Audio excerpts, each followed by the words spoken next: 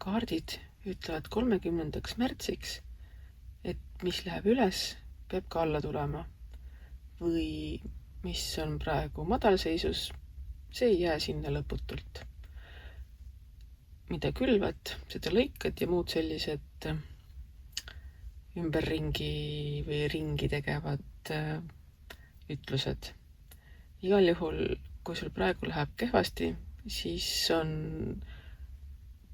tulemas sellised paremad ajad ning kui sul praegu läheb päris hästi, siis tasub panna asju kõrvale, et kehvemate hetkede saabudes oleks midagi varuks. Lisaks tasub tähele panna, et sa ei jääks seisma. Ratas on ikkagi liikuv masinavärk ning elu peab samamoodi liikuma. Ja nii nagu aastaajad vahelduvad, nii vahelduvad ka sinu enda elu erinevad kõrghetked ja madalhetked.